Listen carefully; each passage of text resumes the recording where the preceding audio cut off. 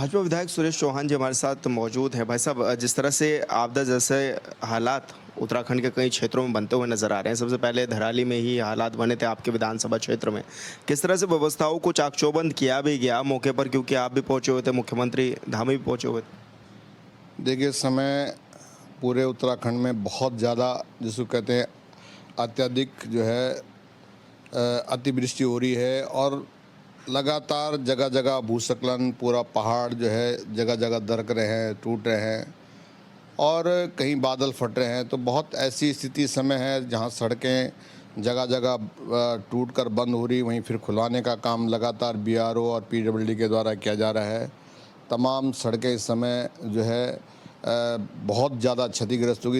इतना नुकसान कभी देखने को नहीं मिला और जगह जगह ऐसी स्थिति पहली बार। लेकिन ये बहुत बड़ा ऐसा एक विषय हो गया पूरे उत्तराखंड का कि इसका पता लगाना पड़ेगा कि ऐसा क्यों हो रहा है। क्योंकि जो बारिश का भी जो हम देख रहे हैं कि बारिश जिस तरह से होती है उस तरह से बारिश नहीं हो पा रही, जबकि सावन के महीने लगातार बारिश हो रही थी। लेकिन एकदम अचानक 2 किलोमीटर में बहुत तगड़ी बारिश हो रही, 2 किलोमीटर बाद बारिश नहीं हो रही। तो ये बहुत सारे चीज़ें हैं जिसे मतलब पता लगाने की ज़रूरत है, जिसको मतलब जिस पे अध्ययन करने की ज़रूरत है कि ऐसा उत्तराखंड में क्यों हो रहा है। लेकिन जो आपदा धराली के अंदर और जगह जगह जो इस समय आई, उस समय लगातार हमारी सरकार ने, हमारे पूरी प्रशासन की टीम ने और माननीय मुख्यमंत्री ने खुद उसकी मॉनिटरिंग की। लगातार जहाँ घटनास्थल था वहाँ मैं भी 5 दिन तक लगातार डेरा डालकर जमा रहा पूरी व्यवस्थाओं को। लेकिन अब सवाल इस बात का है कि कैसे उन लोगों को विस्थापित किया जाए। धराली का जो क्षेत्र है उसकी जो अपने में एक पहचान थी, वहाँ पे लगभग 121 होटल, होम स्टे सहित जो है नष्ट हो गए हैं, पूरा तबाह हो गया। उनकी आजीविका लहलाते सेब के बगीचे बराबर हो गए हैं। और अब जो बचे हुए सेब हैं उनको अब वो निकलने वाले हैं, तो उनकी भी एक समस्या है। तो इन चीज़ों पे लगातार मंथन चल रहा है, बात चल रही है और मुझे पूरा विश्वास है कि इसके लिए बहुत बड़ा आर्थिक पैकेज की ज़रूरत है। माननीय मुख्यमंत्री से यही अनुरोध करने के लिए यहाँ पर हूँ। कल माननीय मुख्यमंत्री दिल्ली में थे, उन्होंने भी वहाँ पर वो बात रखी होगी। लेकिन मैं पुनः आज माननीय मुख्यमंत्री जी को इस समय मिलूँगा कि धराली के लिए आर्थिक पैकेज देना बहुत ज़रूरी है। और धराली के साथ जो उसके बाद जो गाद भर गई है, मुखबा, हरसिल, तमाम जो नुकसान हुआ है परिसंपत्तियों का और भविष्य के लिए पूरे हरसिल के लिए खतरा उत्पन्न हो गया है, झाला पे खतरा हो गया, भटवाड़ी चढ़ेती पे। तो ये जो गाद भर गई ये भी एक बहुत बड़ी, क्योंकि 3-3 जगह पहले लगभग 1:30 बजे के लगभग जो है जो बादल फटने की जो घटना थी वो धराली की थी। उसके ठीक 2:15 बजे की जो घटना थी वो जो है तेलंगाना जो गार्ड हरसिल में जहाँ पे आर्मी के जवान बहे हैं, तो वहाँ की घटना थी। उसके बाद श्रीनगर, उसके बाद जो है आपका सुक्की टॉप के पास, डबरानी के पास। तो इतने बड़े ब्लास्ट आना और इतना बड़ा मलबा जो है नदी में आना, ये भी एक बहुत बड़ा चैलेंज है कि कैसे जो नीचे की बस्तियाँ अब उनके लिए भविष्य में खतरा उत्पन्न हो गया। तो ये सारी बातों पे जो है शोध करने की ज़रूरत है और कैसे इन बस्तियों को भविष्य के लिए बचाया जाए, ये सब एक चैलेंज है। तो मैं माननीय मुख्यमंत्री से यही अनुरोध करना चाहूँगा, माननीय प्रधानमंत्री से यही निवेदन करना चाहूँगा कि भविष्य के लिए एक बड़ा पैकेज देकर इन बस्तियों को बचाया जा सकता है। सब क्योंकि केंद्र सरकार ने भी इस पर चिंता जताई है और 7 सदस्य जो टीम है केंद्र से वो भी उत्तराखंड आ रही है, वो भी इस बात को परखेंगी कि आखिर क्या उत्तराखंड में ये हो रहा है और क्यों इस तरह के जो चीज़ें हैं वो हो रही है। हालांकि तो उस पर आपका क्या कुछ कहना है कि जो 7 सदस्य टीम भी आएगी और लगातार, क्योंकि केंद्र भी मॉनिटरिंग कर रहा है उत्तराखंड को लेकर। देखिए, मैं माननीय अपने देश के यशस्वी प्रधानमंत्री माननीय मोदी जी का हृदय की गहराइयों से आभार व्यक्त करता हूं कि उनकी हर समय एक निगाह जो देवभूमि है उत्तराखंड, वहां के लोगों के पे, वहां के जनमानस के अच्छा करने के लिए हमेशा वो प्रयासरत रहते हैं। तो धराली जो क्षेत्र है पूरा गंगोत्री क्षेत्र नहीं, अन्य पूरे जो उत्तराखंड के अंदर जो इस समय बहुत बड़ी आपदा आ रही है, तो 3 सदस्य समिति जो है हमारे माननीय मुख्यमंत्री ने तत्काल बनाकर उनको जो है घटनास्थल पर भेजा कि क्या इसके लिए हो सकता है, वो भी इसका रिसर्च कर रहे हैं। और अच्छा है कि अब 7 सदस्य समिति जो है केंद्र सरकार भी भेज रही है। तो मुझे पूरा विश्वास है कि उत्तराखंड का जनमानस इस समय बहुत अपने को भयभीत और बहुत ऐसा महसूस कर रहा है चाहे वो हमारा केदारनाथ बद्रीनाथ का जो क्षेत्र है, हम क्योंकि गैरसैंण से आए तो सड़कों की स्थिति आपने देखा कि कितना तरह जो है भूस्खलन हो रहा है। अभी थराली की घटना है, उससे पहले धराली की घटना है। तो इस तरह की छोटी छोटी घटनाएं तो कई हैं और इस समय मुझे लग रहा है कि अरबों रुपए का नुकसान पूरे उत्तराखंड में हुआ और इस अरबों रुपए का नुकसान भरने के लिए केंद्र सरकार ज़रूर हमारी मदद करेगी। वैसे अब आपने भी सोचा होगा कि विधानसभा में इस तरह के सवाल ज़रूर उठाएंगे कि जिस तरह से आपदा चल रही है उस पर भी चर्चा करेंगे, लेकिन एक बड़ा विषय देखने को मिला कि सत्र पूरी तरह से नहीं चल पाया। क्या इसका रीज़न भी आप मानते हैं और क्या लगता है कि बातें सुनना ज़रूरी था? देखिए, बड़ा दुर्भाग्यपूर्ण है, बड़े हृदय विदारक घटना इस समय धराली के अंदर और जगह जगह हुई है, तो उस पर चर्चा, दैवीय आपदा पे चर्चा होनी बहुत अत्यावश्यक थी और मैंने प्रश्न भी लगाया था। लेकिन हमने, जो हमारे विपक्ष के दल हैं, हमने भी, मुझे पूरा उन पे विश्वास था कि वो इस समय आपदा की इस घड़ी में, जहां उत्तराखंड इस दंश को झेल रहा है, इस घड़ी में वो ज़रूर जो है दैवीय आपदा पे चर्चा कराएंगे। जो नुकसान हुआ उन जो है गाँव को कैसे बसाया जाए, जो आज भी मिसिंग चल रहे हैं उनको कैसे उनकी भरपाई की जाए, तो ये तमाम मुद्दे थे। लेकिन ऐसा न होते हुए लगातार जब हम सत्र के पहले दिन गए तो वो सीधा जैसे ही सत्र शुरू होने वाला था तो उन्होंने एक ही बात को जो है मतलब एक रट लगा दी और इस तरह का सदन में उससे, भले आज चाहे टीवी चैनल के माध्यम से हो, एक अच्छा संदेश जो है लोकतंत्र के लिए नहीं जाता है, क्योंकि हम लोगों को जनता चुनकर भेजती है। ठीक है, थोड़ी देर क्योंकि नाराज़गी थी, उन्होंने अपना मुद्दा रखा, उनको अपनी बात कहने का पूरा वो था, लेकिन ऐसा नहीं कि वो लगातार जो है वहाँ पर टेबल बजाते हुए, हल्ला करते हुए सदन को नहीं चलने दिया, सदन में लगातार हंगामा किया। तो जितने भी जो मान्य विधायक हैं अपनी बात को लेकर वहाँ पर आए थे कि सदन में हम अपने क्षेत्र की बात को रखेंगे, उन पर चर्चा करेंगे, लेकिन ऐसा वहाँ पे नहीं होने दिया। तो ये बड़ा दुर्भाग्यपूर्ण है उत्तराखंड के लिए कि इस तरह की राजनीति नहीं होनी चाहिए। राजनीति हमेशा सकारात्मक होनी चाहिए, अगर कहीं पे गलत हुआ तो उस बात पे चर्चा होनी चाहिए, लेकिन लगातार आपने उस बात को विरोध करना उनका एक वो दायित्व था, लेकिन लगातार इस तरह से विरोध करना कि सदन को न चलने देना, ये तो एक तानाशाही रवैया है और उत्तराखंड के लिए अच्छे संकेत नहीं है। बस अब आप तो बता रहे हैं कि बीजेपी किस तरह से कार्य भी कर रही है, अच्छे कार्य भी गिना रहे हैं, लेकिन उधर हरक सिंह रावत लगातार सरकार पर निशाना उठा रहे हैं। वो कह रहे हैं कि अंत्येष्टि जब तक नहीं कर देंगे तब तक माला नहीं पहनेंगे। देखिए, हमारे बहुत बड़े नेता हैं और हमारे बड़े भाई भी हैं। अब वो बहुत सीनियर हैं, अब उनकी बात पर मैं नहीं कहूँगा, लेकिन हम ये कहते हैं कि आप सब जानते हैं कि पहले वो भाजपा में थे, पहले कांग्रेस में थे, फिर भाजपा में थे।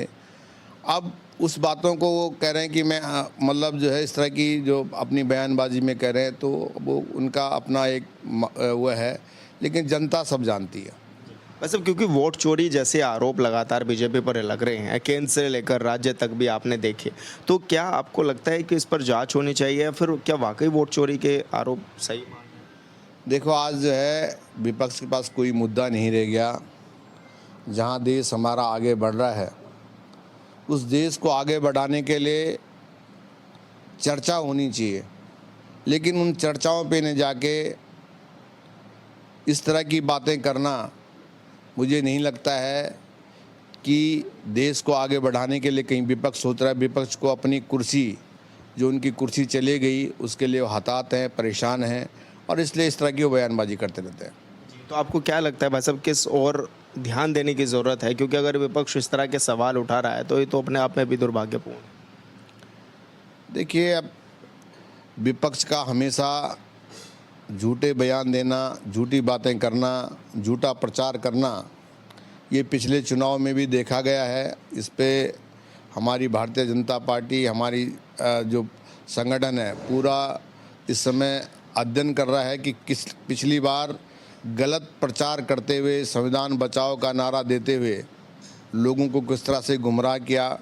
मैं तो यही निवेदन अनुरोध करना चाहूँगा कि जिस तरह से हमारे देश के यशस्वी प्रधानमंत्री माननीय मोदी जी लगातार अपने देश को आगे बढ़ाने के लिए और विश्व के ऊपर कि हम कैसे एक विश्व की शक्ति बने, उसमें हमारी पहचान कैसे हो, लगातार निरंतर प्रयास कर रहे हैं। लेकिन विपक्ष के लोगों को ये पछता नहीं है, तो झूठे बयानबाजी करके जो है उनका काम है कि झूठी अफवाह फैलाओ, जनता को गुमराह करो और किसी तरह से सीट हथियाने का काम करते हैं।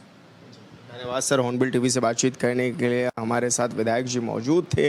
गंगोत्री से सुरेश चौहान जी, जो कि बता रहे थे कि किस तरह से विपक्ष जो है लोगों को बरगलाने का काम कर रहा है, झूठ फैलाया जा रहा है। हालांकि तमाम विषयों पर और राज्य के मुद्दों पर उन्होंने हमसे बातचीत भी की है। हॉर्नबिल टीवी के लिए देहरादून से विशाल गर्ग।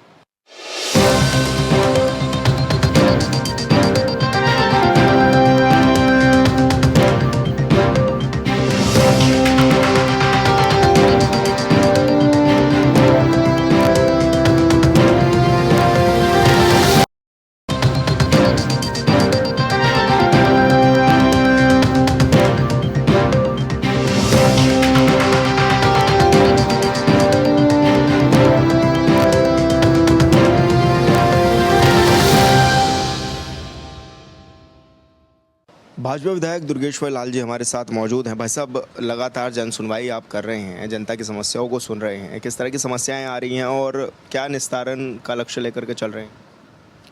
मैं सबसे पहले तो पूरे चैनल के जितने भी व्यूअर है सबको प्रणाम करता हूँ, उत्तराखंड वासियों को। और अभी जो है त्रिस्तरीय पंचायत चुनाव जो है कंप्लीट हुए हैं, उसका रिज़ल्ट आया तो बहुत सारे लोग हैं जो विजेता अपने प्रधान है, क्षेत्र पंचायत है, जिला पंचायत है, प्रमुख हैं, अपने जिलाध्यक्ष जो बने हैं, सबसे मुलाकात हो रही।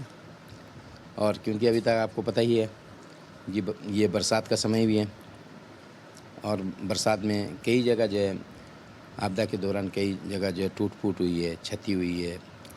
उस तमाम लेकर के जितने भी क्षेत्र के जो जनप्रतिनिधि है, चाहे क्षेत्र पंचायत हो, प्रधान हो, जिला पंचायत लोग हों, उनके साथ समन्वय बैठ के वार्ता की जा रही है। और साथ साथ जो भी चीज़ें शासन लेवल पे या जिला स्तर पे जो भी जिसका निस्तारण किया जा रहा है, उन तमाम चीज़ों को लेकर उनसे डिस्कस करके उसके लिए जहाँ जो उचित माध्यम है उनसे संपर्क कर रहे हैं और समस्याओं का निस्तारण करने का कार्य करें।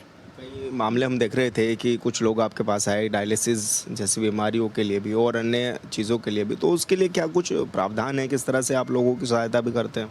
देखिए, मेरा पहला मकसद है कि लोगों की सेवा करना है।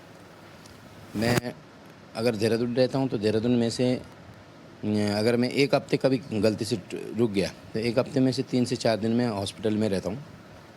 मैं सभी उन तमाम लोगों से मिलता हूँ जो मेरे क्षेत्र से जो गरीब लोग आते हैं वो हॉस्पिटल में, जिनको कई लोग जो धन के अभाव में जाके इलाज नहीं करवा पाते हैं, तो हॉस्पिटल में जाके जैसे दून मेडिकल कॉलेज है तो वहाँ पे CMS साहब से मिलके, PRO से मिलके, तमाम चीज़ें प्रिंसिपल डायरेक्टर से मिलके वहाँ उनका निस्तारण करने की कोशिश करते हैं। और हमारी सरकार जो है लोगों के प्रति प्रतिबद्ध है। स्वास्थ्य के लिए हम 24 आवर खड़े हैं। तो कोशिश करते हैं कि जैसे बहुत सारे ऐसे लोग हैं जिन लोगों को के पास ना आयुष्मान कार्ड बना है, अभी भी लोगों को, देखिए ये दुर्भाग्य की बात है, ये समझना पड़ेगा।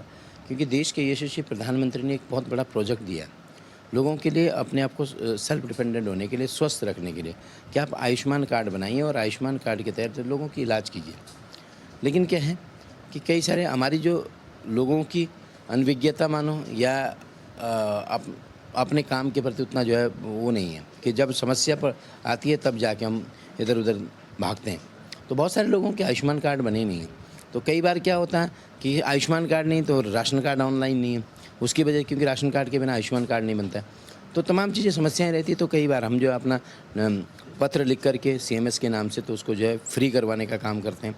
जो बहुत ही गरीब है उनको जो है CMS फ्री कर लेता है। इस तरीके से तमाम कई सारी व्यवस्थाएँ कोशिश करता हूँ मैं।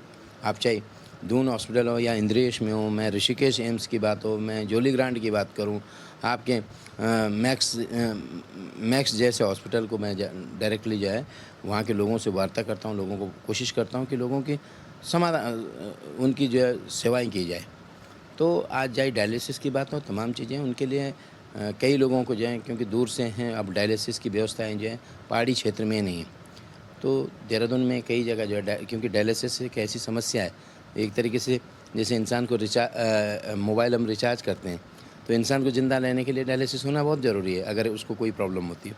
तो उसके लिए देखिए हम जो भी व्यवस्था होती है वो कोशिश करते हैं और चाहे आर्थिक रूप से हो चाहे सामाजिक रूप से कोशिश करते हैं। भाई साहब, अति संवेदनशील क्षेत्र आप लोगों का माना जाता है उत्तरकाशी जिला, और क्योंकि इस बार आपदा जैसे हालात भी बने हुए हैं, किस तरह की व्यवस्थाएं वहाँ पर हैं और किस तरह से मोर्चा सरकार संभाले हुए है और आप लोग संभाले हुए देखिए, मैं कहना चाहूँगा आपदा जो है कभी बता के नहीं आती है, ये प्राकृतिक आपदा, दैविक आपदा। अभी जैसे आप देख रहे होंगे कुछ दिन पहले धराली में आपदा आई थी, तो धराली में पूरा जनजीवन अस्त व्यस्त हो गया था और समस्याएं ऐसी क्रिएट हो गई थी, लोगों की जो है कई लोगों की जानें गई। और फिर उसके उस तमाम समस्या को लेकर के हमने कहा कि भाई हमारे प्रदेश के जो मुख्यमंत्री जी, वो डे वन से जाके वहाँ पे पहला व्यक्ति होगा जो वहाँ धराली में गया और लोगों की समस्याएं सुनी, लोगों के लिए आपके जो है प्रदेश से ही नहीं अपितु राष्ट्रीय लेवल से भी व्यवस्था करने की कोशिश की। आप जो केंद्र सरकार ने इससे जाके चिन्हकू जैसे हेलीकॉप्टर लाए गए, उससे LNTयाँ ले आई गई, तमाम चीज़ों से लेकर के तब लोगों के लिए वहाँ पे व्यवस्थाएं की, कम्युनिकेशन की व्यवस्थाएं की, पानी की, उनके खाने की तमाम चीज़ें व्यवस्था की। और इन तमाम चीज़ों मुद्दों को लेकर के हम जब विधानसभा सत्र चल रहा था, हमने कहा भाई ये चीज़ें जो हैं लोगों के बीच में आनी चाहिए कि हमारी जो सरकार है, हमारा मुख्यमंत्री किस तरीके से काम कर रहा है। लेकिन यही दुर्भाग्य है, मान के चलो, कांग्रेस के लोगों ने जिस तरीके से आपके गैरसैंण में जो नाटक किया, ड्रामा किया, वो एक तरीके से उत्तराखंड के लोगों के साथ एक बहुत बड़ा उन्होंने जो उनके उम्मीदों पे आघात पहुंचाया है। तो इस तरीके से देखूं, अब मैं अपने क्षेत्र की बात करूं, अभी रिसेंटली में आपके जो है सियाना चट्टी में एक सडनली एक वो आ गया, नाला आ गया, जिसमें नाले में जो है बहुत ज़्यादा बोल्डर आ गया, क्लाउड ब्लास्ट हो गया, उससे जाके एक झील बन गई। तो सरकार का देखिए, हमारी सरकार ने लोगों के प्रति जो है प्रतिबद्ध है और सरकार ने कोशिश की उसको जो है जल्दी से जल्दी उसको जो है कोई नुकसान ना हो। भगवान की कृपा, माँ यमुना की, कि कोई जनहानि नहीं हुई, लेकिन उस झील को जो पूर्णतः खोल दिया गया और अब प्रयास है कि वहाँ पे जाके जनजीवन का आवागमन शुरू हो। और लेकिन नुकसान बहुत ज़्यादा हुआ है, वो चाहे आपके होटलर्स हो, चाहे आपके अन्य व्यवसायिक लोग हो, छोटी छोटी कुटीर उद्योग है लोगों के, छोटी छोटी दुकानें हैं, तमाम चीज़ों का बहुत नुकसान हुआ है। तो इन तमाम चीज़ों से लेकर माननीय मुख्यमंत्री जी को भी अवगत कराया गया है और जिला प्रशासन, कमिश्नर गढ़वाल, आपके आपदा सेक्रेटरी, तमाम लोग जो है वहाँ पे उसमें मौजूद रहे। अभी भी लोग जो हैं, पूरा प्रशासन लगा हुआ है, कोशिश कर रहे हैं लोगों की व्यवस्थाएं ठीक हो। बीजेपी से हरक सिंह रावत जी काफ़ी खफा नज़र आ रहे हैं और वो साफ तौर पर कह रहे हैं कि अंत्येष्टि जब तक नहीं कर देंगे तब तक माला नहीं पहने। अरे भाई, आपने एक वर्ड ऐसे नाम ही बोल दिया, हरक, ये नहीं पता किधर सरक। नाम एक बड़ा अच्छा डायलॉग है, हरक, ये नहीं पता कि किधर सरक। वो अभी है हरक तो उधर, कल उधर सरक। अभी जब तक वो बीजेपी में थे तब तो बीजेपी के गीत गा रहे थे, उससे पहले कांग्रेस में तो कांग्रेस के गीत गा रहे थे। अरे हमें याद है, हम सुन रहे हैं, भले मैं उस समय विधायक नहीं था, लेकिन हम आम जनता जानती है कि उन्होंने किस तरीके से विधानसभा में तांडव मचाया था, कैसे चिल्ला रहे थे कि हमारे कांग्रेस के 9 लोग जो है आ गए, हरीश रावत की सरकार गिर गई है, फलाना ढिमके हैं। उनके पास कुछ नहीं है, जब ज़मीन उनकी ख़त्म हो जाती है तो इस तरीके से उछलते हैं। मैं कह रहा हूँ, जब ओपनली चैलेंज कह रहा हूँ, आज की डेट में उनकी ज़मीन ख़त्म हो चुकी है। अब जितना उछलना उछल ले। बीजेपी सरकार चौमुखी विकास कर रही, ज़मीन स्तर से काम कर रही, गरीबों के लिए काम कर रही, युवाओं के लिए काम कर रही है, महिलाओं के लिए काम कर रही है, तमाम लोगों के लिए। और ये मैं आपको आश्वस्त कर रहा हूँ, बीजेपी सरकार अब हैट्रिक मारने वाली है, इसलिए उनकी समस्या हो गई, इसलिए वो चाहे कि जितना उछले वो जाने। लेकिन कई तरह के आरोप लगा रहे हैं, कई बार तो ये बोल रहे हैं कि 30 करोड़ का फंड दिया गया, उसमें से 1 करोड़ रुपए मैंने ही दिया बीजेपी को। तो आपने क्यों दिया? अगर आप ये बात कर रहे हो तो आपने दिया क्यों? आप क्या हाथ बंधे हुए थे? तब तो आप अपने लालच के लिए थे ना। मैं तो कह रहा हूँ, फालतू की अनर्गल बातें कर रहे हैं। अगर आप जो आरोप लगा रहे तो दिया क्यों? तो इसका मतलब सबसे बड़े चोर आप हो। मैं ये समझता हूँ कि आपको सबसे पहले उनके पास कुछ नहीं रहा है और सिर्फ बीजेपी सरकार को एलिगेशन लगाना है और कुछ काम नहीं है। पार्टी जो है चौमुखी विकास काम कर रही है, मुख्यमंत्री काम कर रहा है, हमारे संगठन के लोग काम कर रहे हैं, ठीक है। अब उनको अगर ये होता, भाई अगर तुम जो है इतने पाक साहब बनते हो तो तुम चोरी क्यों कर रहे हो? तुम किसी का गला काट दो, उसके बाद कर ले मेरे से गला कटवाया, किसने कटाया? कौन तुम्हारे हाथ पकड़े हुए थे? गला काटने वाले अगर है तो तुम ही हो। मैं कहता हूँ उनकी खुद अब जांच होनी चाहिए। ठीक, वो कहाँ से किस तरीके से प्रताड़ित करते थे लोगों को, उन पे कार्रवाई होनी चाहिए। मैं तो ये कहता हूँ। भाई साहब, जिस तरह से विधानसभा का सत्र चला है, ऐसे में विपक्षियों ने जो नेता थे उन्होंने भी काफ़ी हो हल्ला किया और विधानसभा में तोड़फोड़ की बातें भी सामने आई। किस रूप में आप उसको देखते भी हैं और क्या कहें? मैं पहले ही बोल चुका हूँ, ये दुर्भाग्य है उत्तराखंड का कि कांग्रेस और उसके सहयोगी विपक्ष, उन लोगों ने जिस तरीके से सत्र नहीं चलने दिया और पूरे तरीके से मुश्किल से 1.5 दिन वहाँ रहे, तो उन्होंने तांडव मचा के रखा। वो एक तरीके से उत्तराखंड के निर्माण की बात नहीं है, उन्होंने विनाश की बात की है उन्होंने वहाँ पे। हम चाहते थे कि महिलाओं की समस्याओं को लेकर के वहाँ चर्चा हो, हम चाहते थे किसानों की बात पे चर्चा हो, बागवानों की बात पे चर्चा हो। मेरी विधानसभा है, मेरी विधानसभा में आजकल जो है इतना एप्पल निकल रहा है, लेकिन जो है कई जगह जो है सड़कें टूटी हुई है, कई जगह समस्याएं ही हैं। ओलावृष्टि ने पहले वो कर दिए थे। हमने कहा समर्थन मूल्य की बात करना चाह रहे थे, लेकिन कांग्रेस ने समय ही नहीं दिया लोगों को बात करने का। हमने क्वेश्चन लगा रखे थे, हम किससे बात करें जब वो सदन ही नहीं चलने दे रहे हैं। हमने कई सारे 300 में क्वेश्चन लगाए थे, 53 में क्वेश्चन लगाए थे, तारांकित क्वेश्चन लगा रखे थे, तमाम चीज़ें लगा रखी थी लोगों से।